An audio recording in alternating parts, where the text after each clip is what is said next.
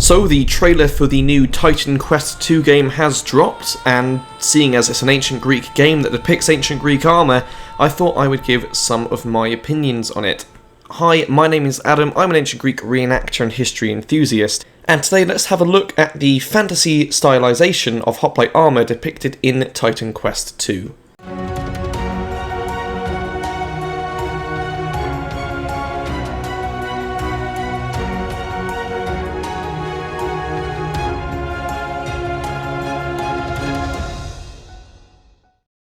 Now first, I would just like to say that obviously this is not designed to be perfectly historically accurate. I will be looking at it from a lens of artistic and game perspective as well, but I think it would be cool to point out areas which I like because it links to history, areas which I think maybe they could improve on, and just my overall thought process being a reenactor and someone who is obviously very interested in this era of history.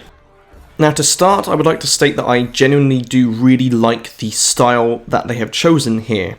I think it's a really good mix of historical inspiration mixed with their own artistic take. And for me personally, I think this game has captured that sort of hoplite aesthetic in their own manner better than other games that I've seen and films as well.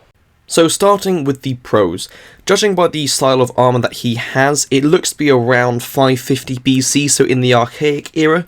This is going by the sort of style of helmet, the arm armour.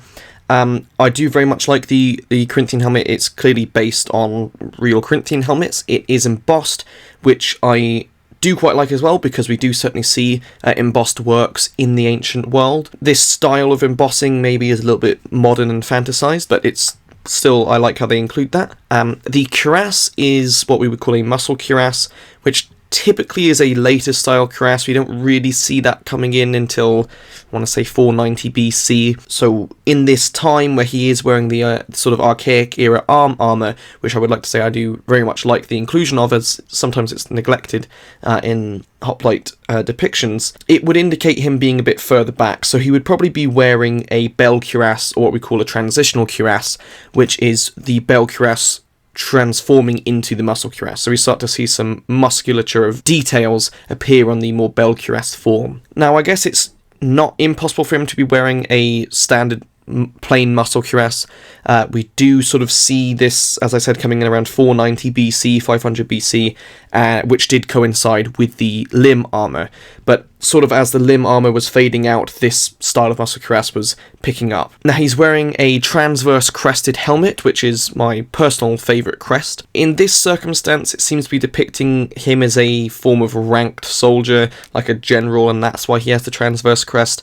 Unlike the Romans, we have no evidence for this being the case for the Greeks. Obviously, that doesn't mean it's not impossible for this specific soldier to have had a transverse crest. And I get why games and films do this to make it easier to depict rank in a more militaristic way that we would understand as a viewer. I would just like to comment about the crest box here. This is not historical. We're actually not completely sure how they were made, but this sort of stilt that holds up a crest that's not attached to the helmet we don't really see.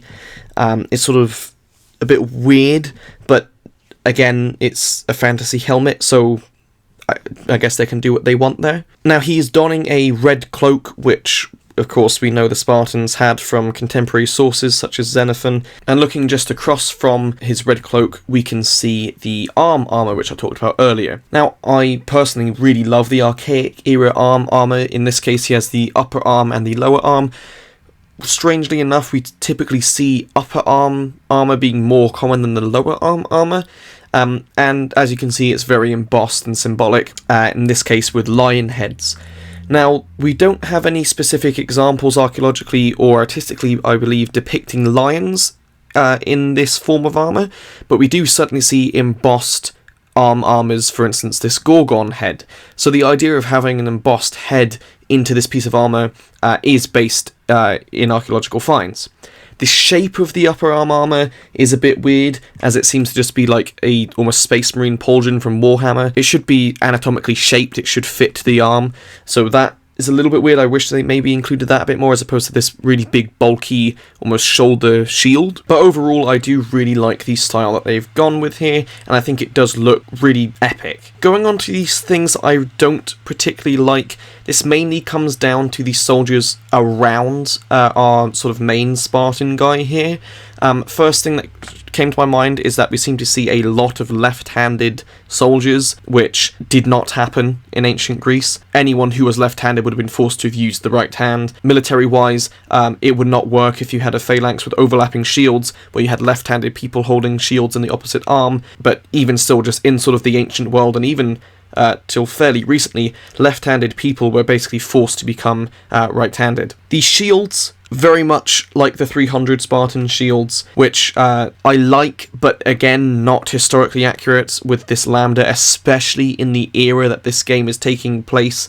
The archaic era, we see a lot more sort of mythological creatures and personalized emblems, or blazons we call them.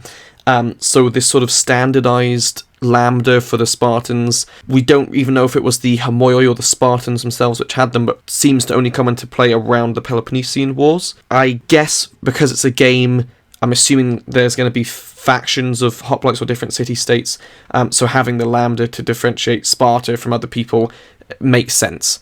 But from a historical perspective, especially in this time period, the lambda would not have been a common shield device that you would have seen. They all seem to have the same crest colour, being red. I get that red is the Spartan colour, but especially again in the archaic era where we see a lot more personalised equipment, we would have seen more coloured crests. I like how our main general guy has black and red stripes. We see lots of stuff like that in the archaic era, less of which sort of in the classical era.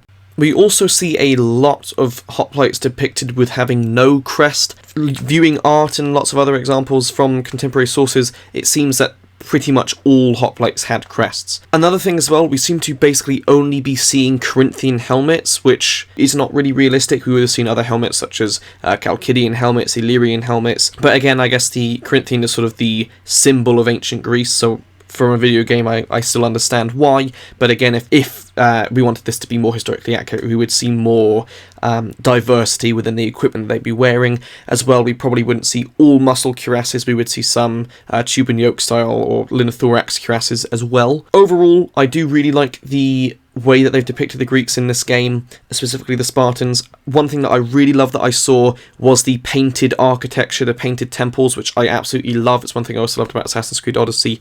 Of course, the ancient Greek world was very colourful, and seeing as it's all white marble now, we seem to think of it as all being white, but in reality it was really vibrant and painted. I'm very excited to see how this game looks when it's released, and I hope that you enjoyed this video. Thank you for watching, and I'll hopefully see you in the next one.